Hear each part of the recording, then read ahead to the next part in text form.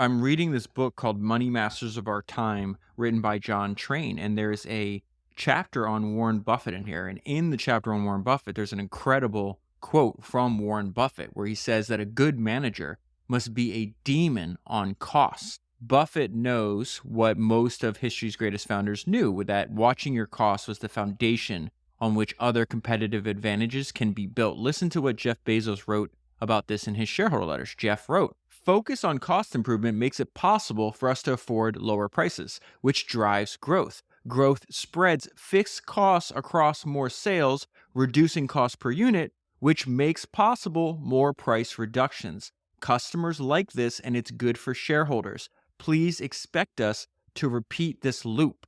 Bezos brings up the importance of controlling your spend and watching your costs again in another shareholder letter. He says, "We will work hard to spend wisely and maintain our lean culture. We understand the importance of continually reinforcing a cost-conscious culture." What other trait do history's greatest founders have in common? They all studied the great founders that came before them. Jeff Bezos is on record over and over again talking about the influence that Sam Walton had on the way he built Amazon. Sam Walton said in his autobiography, "You can make a lot of different mistakes and still recover if you run an efficient operation, or you can be brilliant and still go out of business if you're too inefficient." The way to think about this is that most success comes to efficiency and most failures are due to waste. Here we go back to Buffett. The really good manager doesn't wake up in the morning and say, "This is the day that I'm going to cut costs," any more than he wakes up and decides to practice breathing. You keep costs low from the start. If you read that a company is instigating a cost-cutting program, then you know that management has been slacking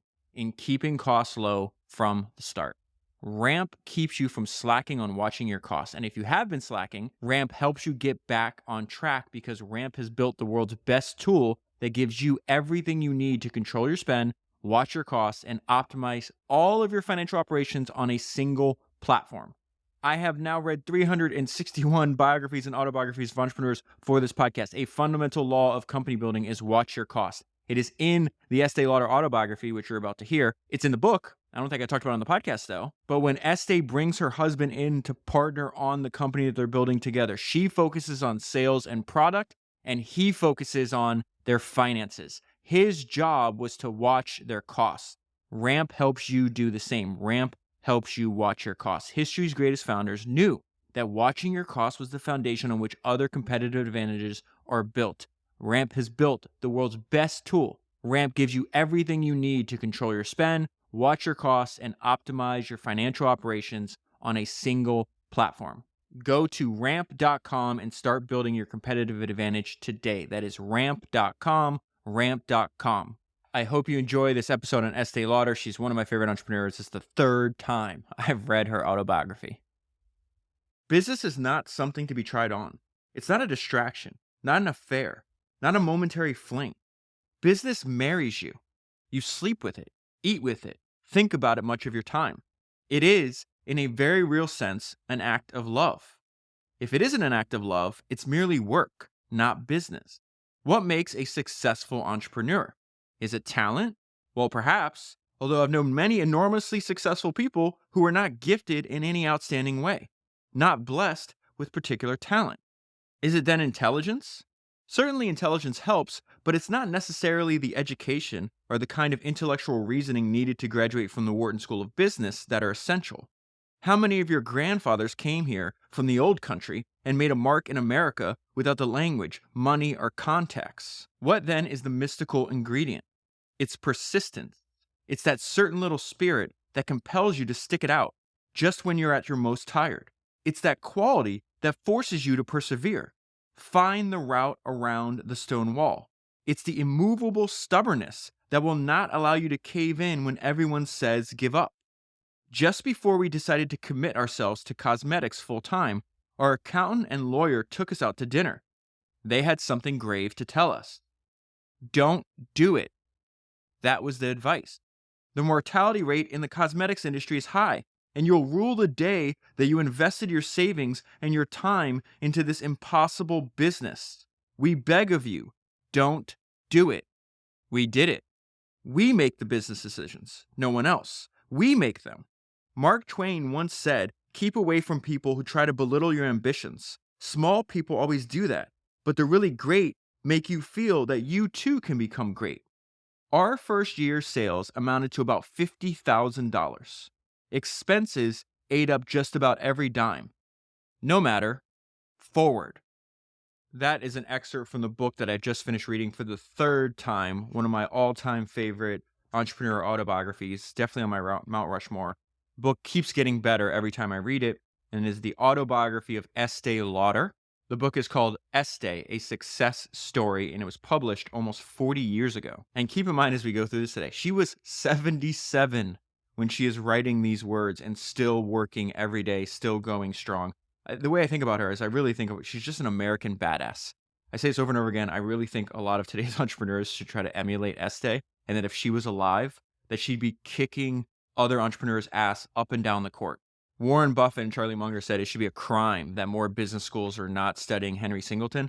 That's the way I feel. I think it's a crime that more entrepreneurs don't study Estée Lauder. So I'm going to jump right into it.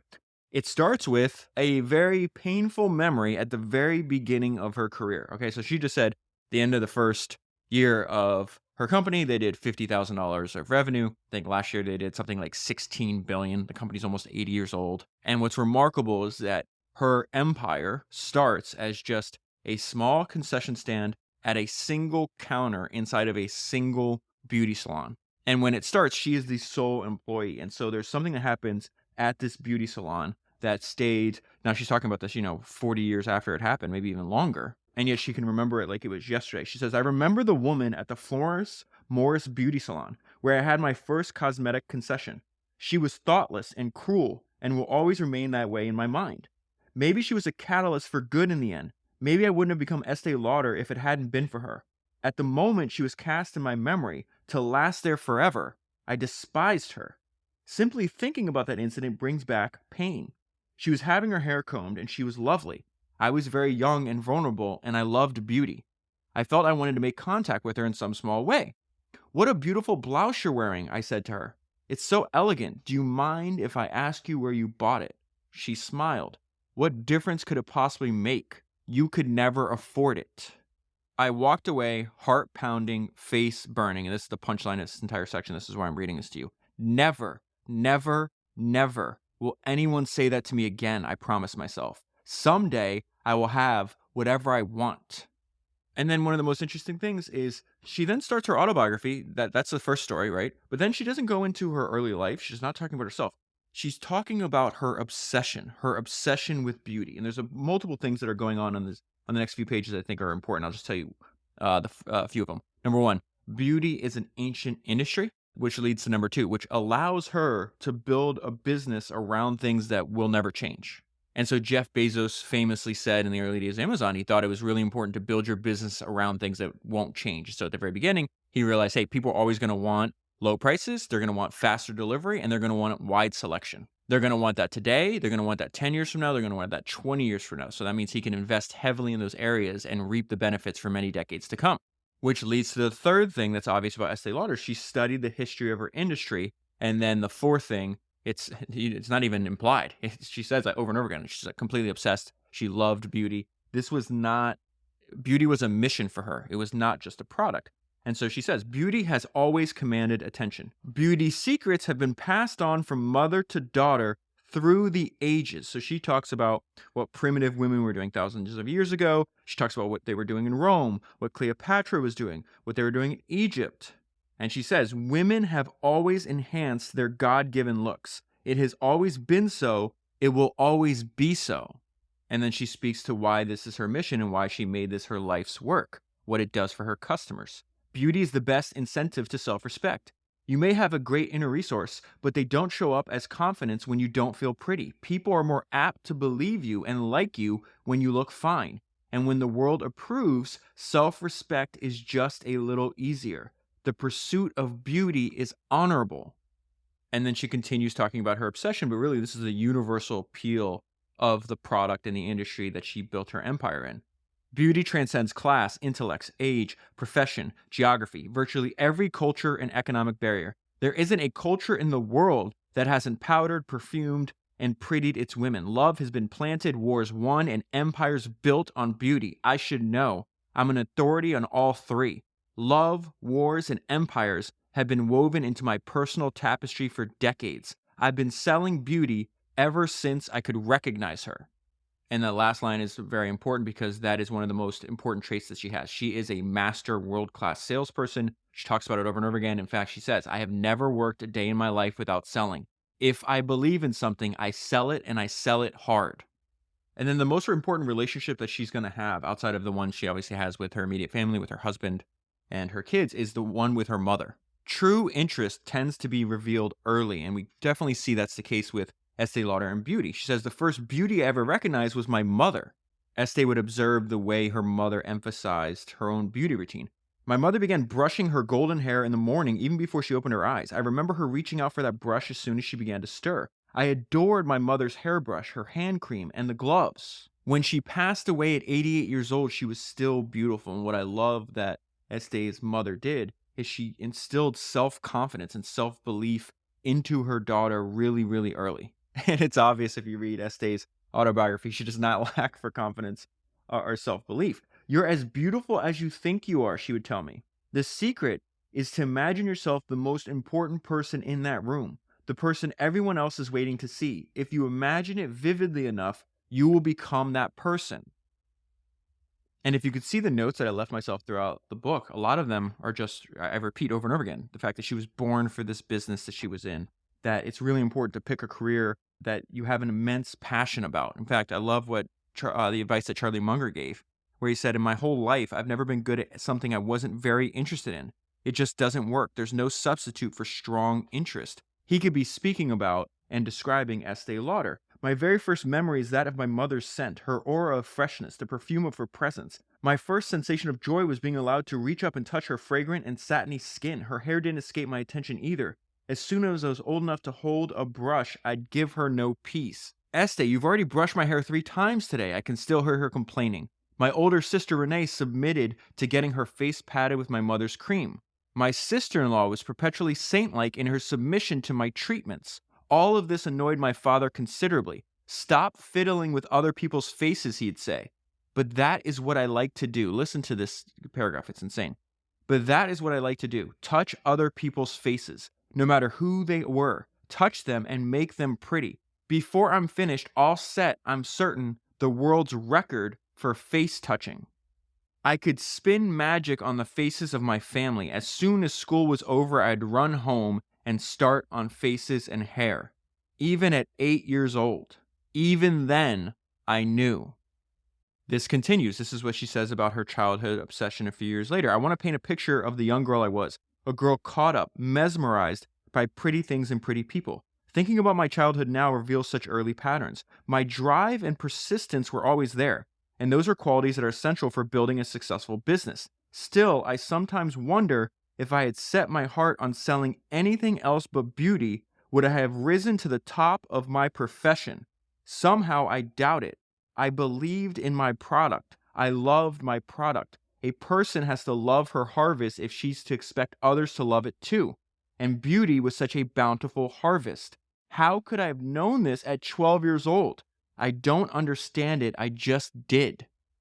And so Estée Lauder has a lot of the same traits that are covered in one of my favorite talks on YouTube, which is called Running Down a Dream, How to Succeed and Thrive in a Career You Love by Bill Gurley. And there's a line in that talk that also speaks to what the advice that Charlie Munger just gave us, that, there's really no substitute for having this deep, ingrained, like really strong interest in what you're doing. And the line from Running Down a Dream that I think applies to Estée Lauder and a lot of the great entrepreneurs that you and I speak about is that someone else has a deep passion for whatever career path you're on, and they're going to smoke you if you don't have it yourself. And I think that's tied to another one of my favorite maxims, which comes from Ernest Shackleton, by endurance we conquer. We have in this book, think about it, she's 77 years old, she's writing the book. She's talking about an obsession that has taken hold of her almost 70 years ago and never let her go. If you love it, you're going to do it all the time. If you do it all the time, you're going to get really good at it. And more importantly, you won't quit. By endurance we conquer. All the success is so many decades into the future. Estée Lauder, the company, is, I think, 78 years old as of today. They did $50,000 of revenue their first year. They did $16 billion last year. And so keep that in mind as she's about to talk about one of the most important experiences that she has, as she starts working at a very young age with her uncle. So she says, when I dreamed in my private universe, I dreamed of being a skin specialist and making women beautiful, since I had heard that many in my mother's family did just that. My shining moment came in the form of a quiet man who also loved touching faces. My Uncle John, my mother's brother, came to visit us from Hungary. He was a skin specialist. What glories those words conjured up! He captured my imagination and interest as no one else ever had. I was smitten with Uncle John. He understood me. What's more, he produced miracles. The first beauty products that Estee Lauder is ever going to sell are the ones that her Uncle John makes. I recognized in my Uncle John my true path. He produced his glorious cream in our home, working happily over a gas stove. I watched, I learned, I was hypnotized. My education was just starting. I was devoted to it. I loved his creams, loved his potions, loved my Uncle John. This is the story of bewitchment. I was bewitched by the power to create beauty. Uncle John had worlds to teach me. We constructed a laboratory of sorts in the tiny stable behind the house. Do you know what it means for a young girl to suddenly have someone take her dreams quite seriously, to teach her secrets? I could think of nothing else. After school, I'd run home to practice being a scientist. I began to value myself so much more, to trust my instincts, to trust my uniqueness. Trusting oneself does not always come naturally. If learned when young, the practice sticks. Today, there is no one who can intimidate me because of title or skill or fame. I do what's right for me. And this is a preview of what her business is going to be like, because everywhere she goes, she carries her products with her and she'll strike up conversation and she'll do like these mini makeovers and convert customers one at a time. She was doing this back in high school. I didn't have a single friend who wasn't slathered in our creams. Deep inside, I knew I had found something that mattered much more than popularity. My moment had come, and I was not about to miss seizing it. Uncle John loved me, I loved him, and my future was being written in a jar of cream. Okay, so now here's something that's going to be surprising. So she's, 8 years old, 12 years old, 16 years old. She's completely obsessed. She's essentially going to do this business for free, for fun, for a few decades. In the family that she was raised in at the time that she's living, it is expected to go from her family's house to her husband's house. She gets married young. She's around 22 years old. They have their first kid, I think 2-3 years later. So she's 24, 25 years old. She's a housewife. And this entire time, she doesn't found Estee Lauder companies till she's 38. This is, a decade and a half in the future. And during this entire time, she's still running a business. It's just for fun. And this is a great description of her obsession. We were struggling so hard to be independent. And sometimes this was not easy. Times were lean. We had a beautiful son, and I spent my days mothering. And all the time, I was mothering my zeal for experimenting with my uncle's creams, improving on them, adding to them. I was forever experimenting on myself and on anyone else who came within range. Good was not good enough. I could always make it better. I now know that obsession is the word for my zeal. It was never quiet in the house. There was always a great audible sense of industry, especially in the kitchen, where I cooked for my family and during every possible spare moment cooked up little pots of cream for faces. I always felt most alive when I was dabbling in the practice cream. I felt as though I was conducting a secret, absorbing experiment, a real adventure. And I think the zeal that she has for beauty, for developing her own products, for teaching beauty, a lot of what she does is teaching how to use the products, what they can do for you. She did this for fun, and that is going to directly lead to this foundation, or excuse me, the founding of this empire, which starts with just a single counter inside of a beauty salon. So she'd go to this beauty salon once a month to get her hair dyed and done. And she is an extrovert and a master saleswoman. And so she's talking to every single person in the salon. She become friends with them, invite them over to her house, and then give them like free makeovers. So it says many of the young women who came to Florence Morris, that's the name of the beauty salon, to get their hair done, would come to my home for a quick beauty lesson. I loved sharing what I knew and creating excitement about skin. One day, Mrs. Morris, the owner of the shop, said to me, "What do you do to keep your skin looking so fresh and lovely?" It would turn out to be a question of great importance for me. I didn't have to be asked twice. The next time I come, I said, "I'll bring you some of my products." My heart was pounding. Estee comes back a few weeks later for her normal appointment, meets with Florence Morris again. She says, "Would you mind leaving them with me?" She asked as I offered my 4 products. "I'm so busy now, I'll try them when I have time." I knew better. Goes back to this master salesmanship, this understanding of persuasion that Estee had. She said, "I knew better. Just let me show you how they work, Mrs. Morris. Give me 5 minutes and you'll see the right way to use them." Nothing could have induced me to leave my bounty without a demonstration. I have to pause there before I go on. That is one of the most important insights into the history of advertising. So I've gone back and read, countless biographies about many of the great advertising agency founders. Many of them were founding their companies in the 40s, the 50s, and 60s, but they will all tell you a lot of their ideas came from the early 1900s and this one guy named Claude Hopkins. Claude Hopkins may be the best copywriter of all time and the most influential thinker in the advertising industry.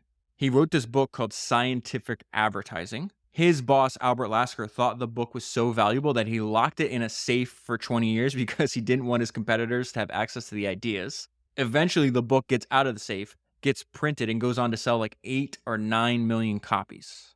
The reason I tell you all this is because there's a line in Claude Hopkins' autobiography that is demonstrating exactly what Estée Lauder knew at this time in her life. No argument in the world can ever compare with one dramatic demonstration. Estée knew that instinctively because she says, "Nothing could have induced me to leave my bounty without a demonstration." So she goes through this quick beauty routine and it says, "I showed Mrs. Morris a mirror. She was raving beauty. She then said, 'Do you think you would be interested in running the beauty concession at my new salon?' I did not hesitate for a second. Up until that point, I had been giving away my products. This was my first chance at a real business. I would have a small counter in her store. I would pay her rent, but whatever I sold would be mine to keep. No partners. I never did have partners. I would risk the rent, but if it worked, I would start the business I always dreamed about. Risk-taking," this is one of my favorite sentences in the entire book. "Risk-taking is the cornerstone of empires. No one ever became a success without taking chances." And this is one of the most remarkable things about Estée Lauder and why I'm trying to shout from the rooftops, please study her. Read her biography, listen to the episodes I've done on her over and over again. She understood this by instinct, this fundamental understanding of humans, human nature, and then combining that with building her business on a handful of simple principles.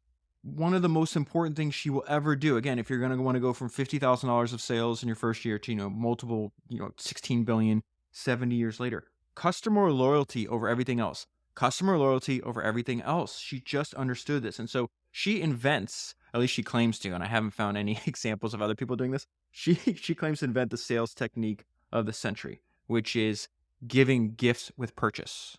And in sometimes giving gifts even without a purchase. This is so powerful. Now the big secret. I would give a woman a sample of whatever she did not buy as a gift. It might be a few teaspoons of powder in a wax envelope. Perhaps I'd shave off a bit of lipstick and tell her to apply it with her fingers. Perhaps in another envelope, I would give her a bit of glow. The point was this: a woman would never leave empty-handed. A woman would never leave empty-handed. I did not have an advertising department. I did not have a copywriter, but I had intuition. I just knew, even though I had not yet named the technique, that gift with a purchase was very appealing.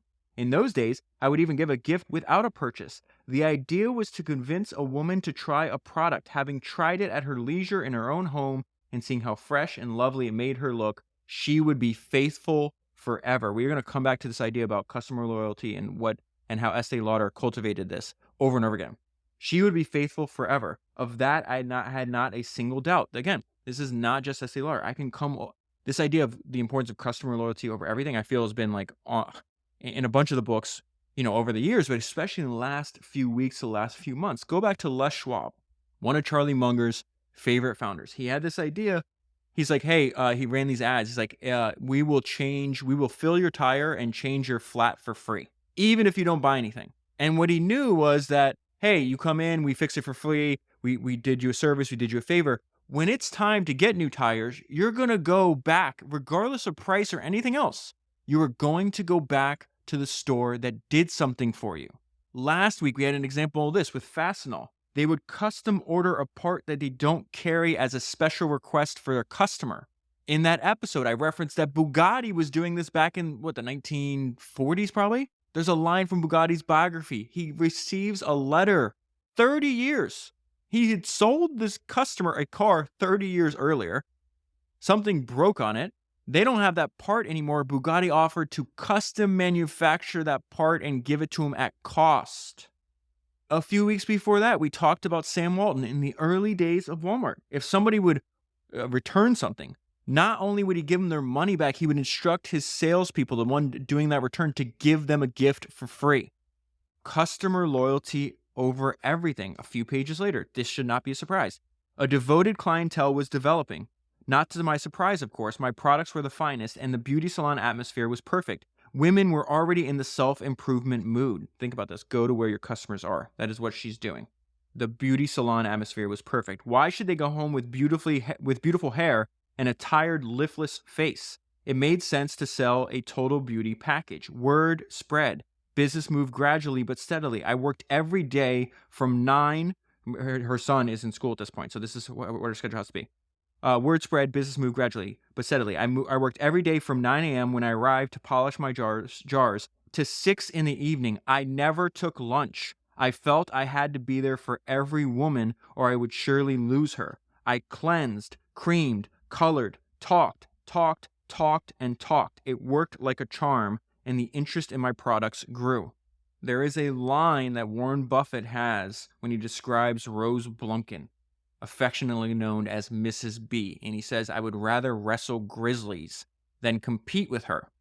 This would be an example of why the same would apply to Estee Lauder. She's on vacation. She's at a beautiful hotel, poolside. What do you think she's doing? She walks over to the women at the poolside and she starts giving them free makeovers. The response was electric. In the next few years, I'd spent some weeks alone at this hotel or that hotel as what might be called working vacations. Many women would gather around and ask me to teach them about skincare and cosmetics. It was fun for them and profitable for me. Women wanted to learn. One summer after another, I pushed myself, lauding creams, making up women, selling beauty. In the winters, I'd visit these eager ladies at their homes, where with a bridge game as a backdrop, I'd make up their friends and sell more creams. The mood at these sessions was as exhilarating for me as for them. I didn't need bread to eat, but I worked as though I did. For the pure love of the venture, for me, teaching about beauty was and is an emotional experience. I brought them charisma and knowledge about their possibilities. They gave me a sense of success. I felt flushed with excitement after each session. That is the positive side of obsession. What is the negative side? It's going to destroy her marriage. Now I shall speak of a time of great pain and great confusion. It's difficult for me to speak of it. I'm always reluctant to divulge intimate family matters, but I've determined to be candid in this book, so I shall. I am a visceral person by nature. I act on instinct, quickly, without pondering possible disaster and without indulging in deep introspection. This quality can work well in business, where instinct counts and where one must be able to risk and take immediate action, but the same quality can be an irritant in personal relationships. I was moving steadily forward, and all the progress brought with it a great deal out of activity that neither interested nor in many ways included Joe. Joe is her husband. This is going to lead to divorce. Says when he wanted to talk, I'd usually be off in another world, thinking, projecting, planning my thoughts on a dozen projects, my mind a whirl. I was busy building a business. I was single-minded in the pursuit of my dream. Business itself was the purest romance for me. So they're going to get divorced in 1939. She considers this her greatest mistake. She winds up fixing her mistake. They're going to get remarried, and they're going to be married for over 50 years. And there's an insight that she has here that I think also Sam Walton realized as well that I want to tell you about in 1 second. But she says, we were never to be separated for longer than a few days ever again. We always, till the day he died, that day was the blackest, saddest day of my life, had each other to hold and to talk to. So Joe and I were remarried, this time forever, but with a few changes. Now, this idea and this point is really important. She makes it a family business for these obsessive entrepreneur types like a Sam Walton, like an Estée Lauder, like my friend Justin, who I was just talking to this about. You want to spend so much of your time, I'm the same way, you want to spend so much of your time building your business. One way to not have it absolutely destroy your personal life is to involve your family in that business. And so Estee Lauder convinces Joe to give up his business, which wasn't doing as well, and come help her with the Estee Lauder business. And so I was telling my friend Justin about this because he's doing the same thing. His wife is going to come into his business so they can dedicate a lot of the time to the success of the business, but also spend time together. And so when this book is published, right, this book is published in 1985, it is still considered a family business. It doesn't go public, I think, for like another 10 years after the fact. So Estee is obviously leading the company. Her husband helps her. Her son is involved. Leonard, the older son, is involved at a very young age. And then they have a second son like 10 years later, and he works in the family business as well. Now, I do not want to give you the mistaken perception that her business is just growing by leaps and bounds. It is a slow, steady crawl. She says nothing happened fast. They talk about, this myth of the overnight success, instant success. She says it does not happen that way. I cried more than I ate. There was constant work, constant attention to detail, lost hours of sleep, worries, and heartaches. Friends and family didn't let a day go by without discouraging us. Despite all the naysayers, there was never a single moment when I considered giving up. That was simply not a viable alternative. I had a secret weapon. This is very fascinating. Keep in mind, we are in I think we might be in 1940s at this point. I had a secret weapon. There were, in those days before television and high-gloss advertising, only two key ways to communicate a message quickly: the telephone and the telegraph. I came up with a third, and it was potent. Tell a woman. Women were telling women, so word of mouth was her base. That was her initial distribution. Women were telling women. They were selling my cream before they even got to my salon. Tell a Woman was the word of mouth campaign that launched Estee Lauder Cosmetics, and it's something she's going to use over and over again, as we'll see. And she makes another point in addition to this: there's just no way she's going to quit. But she says, I knew there was a business in beauty as long as there was a woman alive. Every day I touched 50 faces. So I think by now you've heard her say a few times that she was obsessed with beauty and obsessed with details. And this is a combination of the two when she's deciding what the packaging, what the jars of her cream will look like. And so this is how she makes the decision. First of all, I reasoned, where would my jars sit? In every woman's bathroom, naturally. Second, I knew that I wanted every woman to remember whose cream it was that was making her look so fresh and lovely. The name would have to be embedded right on the jar. Needless to say, the jar had to be beautiful. And this was the hard part. It couldn't clash with my customers' bathroom decor. Having obtained sample jars, my research consisted of matching the few colors to which I had narrowed my choices to wallpapers in every guest bathroom I could manage to visit. Every time I went to a friend's house or an elegant restaurant, I would excuse myself from the company, visit the bathroom, and match my jar colors against a vast array of wallpapers. There were silver bathrooms, purple bathrooms, black and white bathrooms, brown bathrooms, gold bathrooms, pink bathrooms, even red bathrooms. Which color would look wonderful in any bathroom? I deliberated for weeks. I spent an inordinate amount of time freshening up. People must have been worried about my long absences. And so eventually she has her eyes set on growing out of beauty salons and into Saks Fifth Avenue. And she says that she needed a larger marketplace, the great department stores, because of the new phenomenon of charge accounts. At the beauty salon, her customers would have to pay for the merchandise with cash. And some of the women that didn't have enough cash on them at the time would ask her, well, do you have a counter at Saks Fifth Avenue? And I could just add it to my charge account. And so what she's about to do here, she's going to repeat at later stages as she's building her business, but she wants to break into these stores through the ground up. And you also see why earlier she thought that persistence was the most important trait for an entrepreneur to have. It says, my name was not exactly unknown at Saks Fifth Avenue. The Tell a Woman campaign had already resulted in hundreds of phone calls from women asking for my products. The store was beginning to wonder about me. The enthusiastic phone calls from my own clients were having an effect. So she goes and talks to the cosmetic buyer, this guy named Mr. Robert Fisk, and he says no a bunch of times, and he says he finally acceded to my millionth request. He gave me a small order for approximately $800 worth of merchandise. Hallelujah! We decided to send my own customers and all the people with charge accounts at Saks a small, elegant, white printed card with gold lettering that read, Saks Fifth Avenue is proud to present the Estee Lauder line of cosmetics, now available at our cosmetic department. And this is another example of that big things start small. Did we have 100 wonderful products? No, we had 4. but she had a lot of confidence in those 4 products, and you had to, because this is where she goes and she's going to invest all of her savings. Previously, she'd been making all of her products at home. And so they wind up getting their first like laboratory slash office. It was a former restaurant, and they had to pay 6 months rent in advance. We swallowed hard and signed the lease. On the restaurant's gas burners, we cooked our creams. We did everything ourselves. Every bit of work was done by hand. 4 hands to be exact, Joe's and mine. We stayed up all night for nights on end, snatching sleep in fits and starts. And then she talks about the fact that breaking this mammoth barrier into retail for the first time was one of the most exciting moments that she'd ever known. And so by building up all this goodwill over years and years and years of developing her customer base, literally one at a time, then also doing this direct outreach campaign to her customers, but also Saks' customers that she just described, here's the result.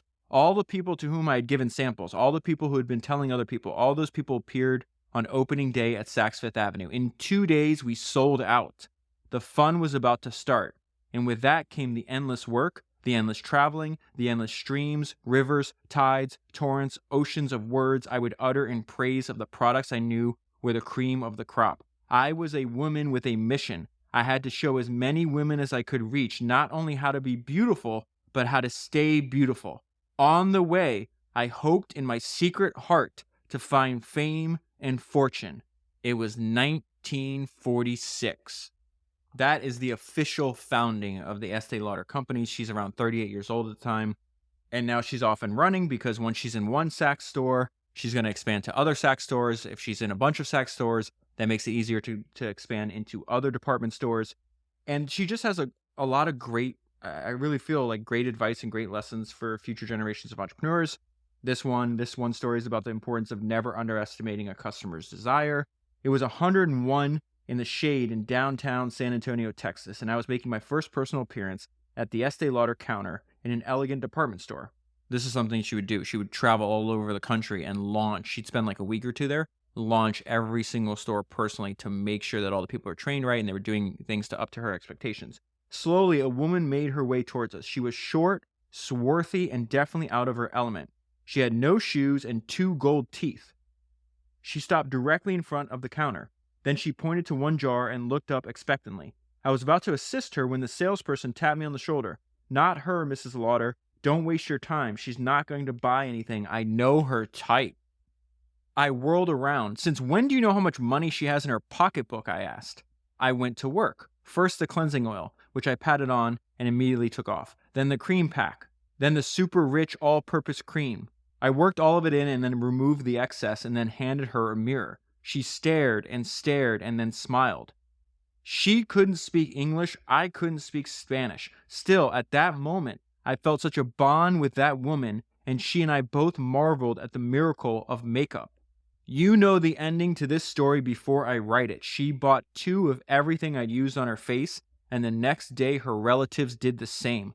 I never forgot her. She symbolized so much for me. Never be patronizing. Never underestimate any woman's desire for beauty. That proud woman embodies my entire philosophy. How bad do you want it? I would open each store myself. I might have to travel by bus, train, or donkey, but I'd be there for a week to train the salespeople, to set out the merchandise, and to create the aura.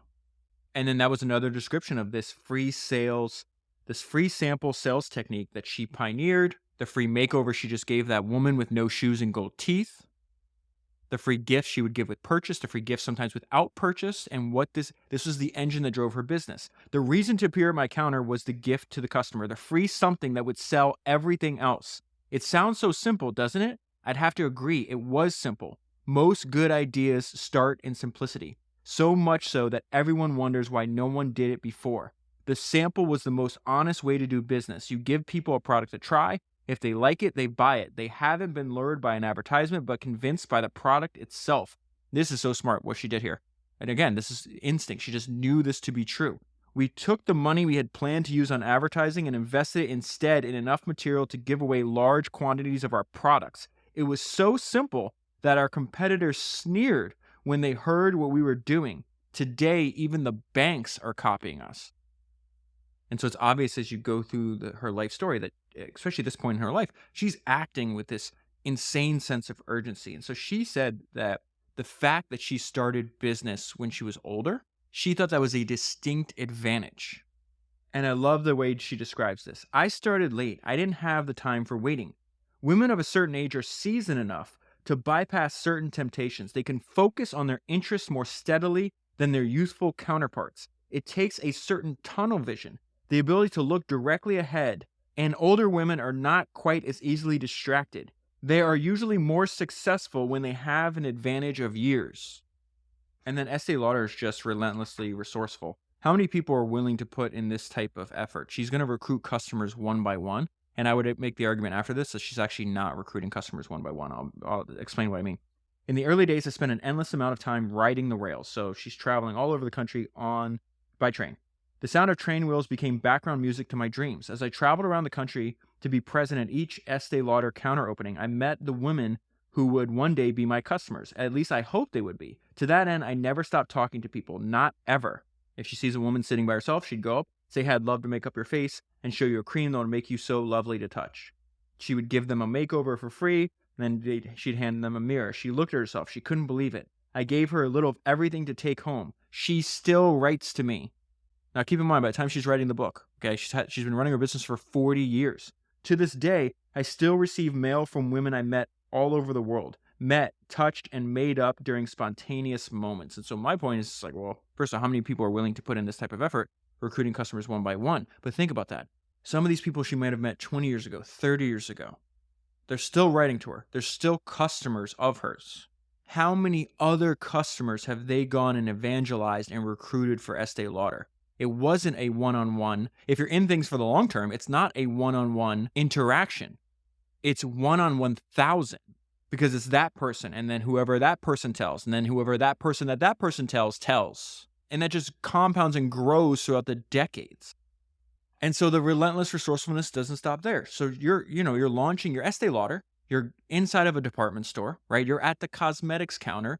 Do you think she stops at the cosmetics counter? No, she does not. She goes to when she's launching a store, she'll go to every other department. Say they're selling dresses or hats, whatever the case is. She'll make friends with the people. She'll give them free samples and say, hey, when you sell that hat, mention a new shade of lipstick might look good with the hat. I can make friends with saleswomen selling hats, and she might suggest to her customer that a free makeup at the Estee Lauder counter would enhance the new hat immeasurably.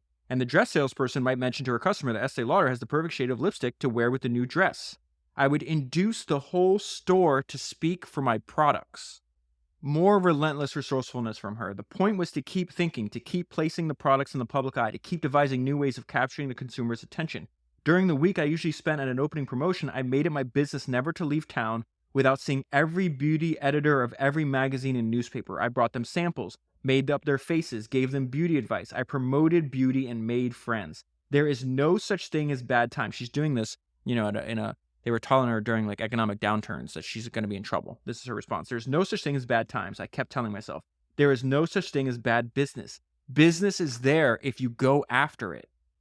A few pages later, more relentless, resourceful behavior. Give full effort always, everywhere. No community was too small for my attention. My absolutely full effort. I had ridden, for instance, on a bus for 6 hours to open a small store in Corpus Christi, Texas. The store's clientele was modest in size and economics. No matter. Never underestimate people who live in small towns or those with limited budgets. People, no matter where they live or on what their finances, will spend if they're convinced of worth. This idea she repeats constantly. Go out, build relationships, make friends. Keep these friends for your entire career. This is what I told you Sam Zell and Charlie Munger both said to me in different ways in person. I used every second to make friends and to spread word about our products. This is just fantastic advice. She says, never underestimate the value of an ally. And so one of her early allies was this woman named Helen Blake. And again, never underestimate the value of an ally. It's a great line. And she's on the phone with Helen Blake. And this is what she says, she would say to me quite casually during a phone call, I think you might want to give Miss Pope, the merchandise manager from Woodward, a call. I was with her yesterday and she mentioned that I looked wonderful. And I told her it was due to your cosmetics. And while I just think she'd like to know more about you. That instant, I would call Miss Pope. If you do not do important things, when you think of them, you probably never will, and you will lose out. Today, they call this networking, this sharing between colleagues. It is one of the most powerful tools in business. Another great line about this. Imagine a business world where you are the seller and the buyers are your allies. Then go make that happen. Another thing that Estee Lauder does is really smart is she wants to answer this question. How can I get more women to buy their own perfume? And her answer to this question is genius. Is going to wind up launching this giant business line for them. And so Estee Lauder had studied Coco Chanel. She quotes Coco Chanel multiple times in this book. At the point she's writing this book, Coco Chanel's perfume, Chanel No. 5, is widely popular. But Estee realized like perfume is a very high margin, very expensive product. But at this time, women don't buy it for themselves. It's like a man buys it for a woman to mark a special occasion, like a birthday, an anniversary, things like that. And so she asked the question, okay, well, how can I get American women to buy their own perfume? How could I get the American woman to buy her own perfume? I would not call it perfume. I would call it Youth Dew, a bath oil that doubles as a skin perfume. That would be acceptable for them to buy because a woman would buy her own bath oil, right? They're all taking baths. A woman could buy herself a bottle of bath oil the same way that she'd buy lipstick without feeling guilty, without waiting for her birthday or anniversary. And the result is something she says was a mini revolution. This is why. Instead of using their French perfumes by the drop behind each ear, women were using Youth Dew by the bottle in their bath water. It doesn't take a graduate school of business to figure out that meant sales. Beautiful sales. In 1953, Youth Dew did about $50,000 worth of business for us. In 1984, that figure had jumped to over $150 million. One product in a family, remember, this is family-owned business in 1984, okay? One product line from one question that she asked herself 3 decades earlier is generating over $150 million in revenue a year. So I want to go back to her idea about the importance of making it a family business.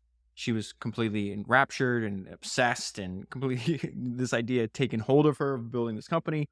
But she says, I refused to either choose business or family. I wanted both. And so this is a little bit about how they structured the business, not only between themselves, husband and wife, but also more importantly, I think, their young kids. And I think the experience that they gave them, you fast forward now, both of her sons are still alive.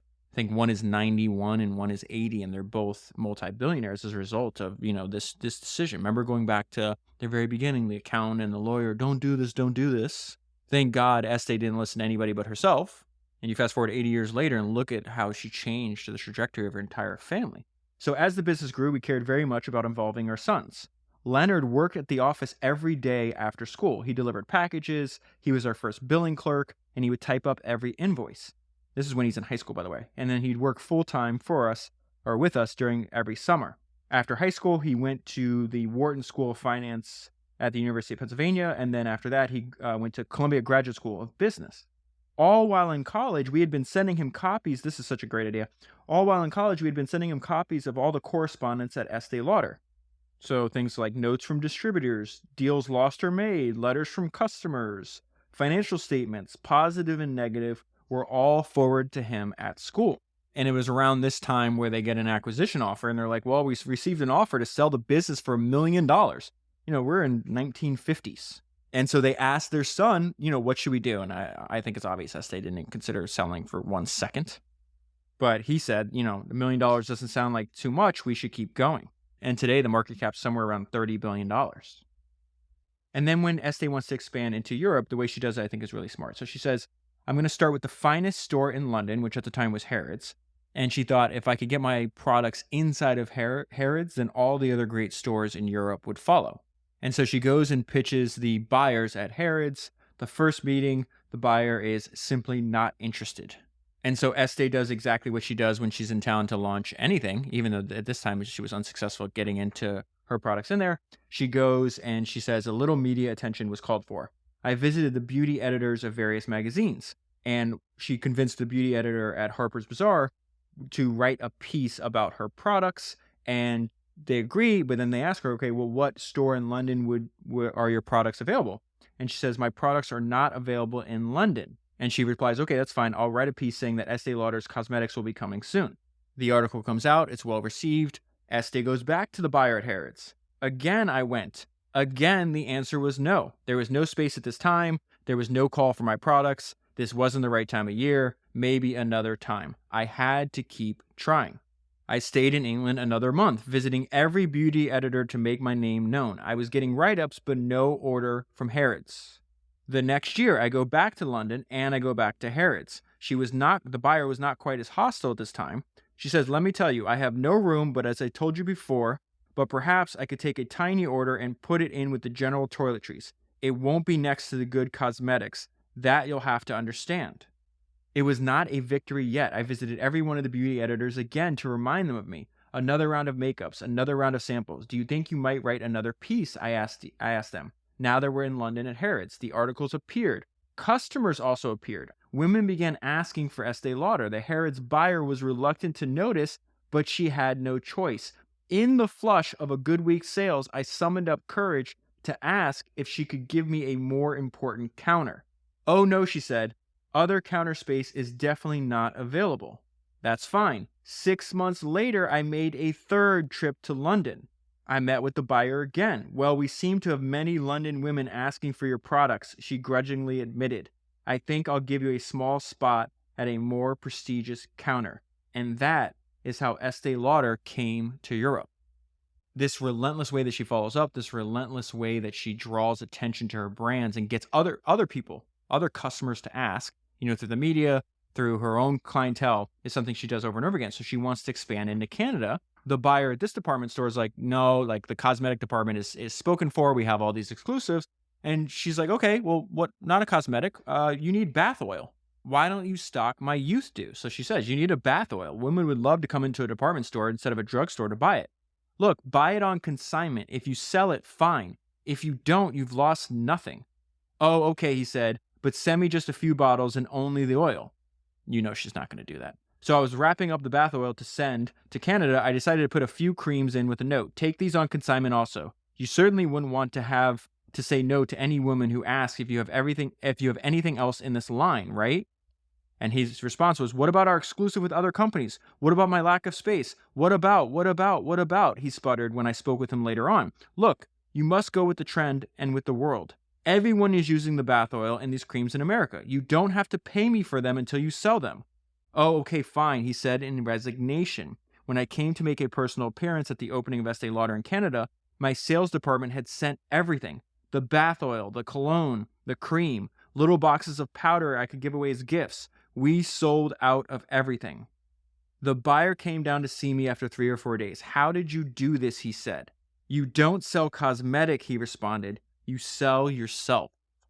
It all goes back to what she said. I've never worked a day in my life without selling. If I believe in something, I sell it and I sell it hard. She has an entire chapter on selling. It is not enough to have the most wonderful product in the world. You must be able to sell it. One person with definitive ideas and pride in their product and a hands-on approach can lay the foundation for a strong business. Creating a great product is an accomplishment. Making people aware of its existence, let alone getting them to try it, is sometimes harder to do than to create it in the first place. Combine this with her unique philosophy about building a business that's authentic to her. Goes back to what the gentleman in Canada was saying. Oh, you don't sell your products, you sell yourself. This is what Estée said. Each business person must find a style, that voice that grows clearer and louder with each success and failure. Observing your own successes and failures makes your inner business voice more sure and vivid.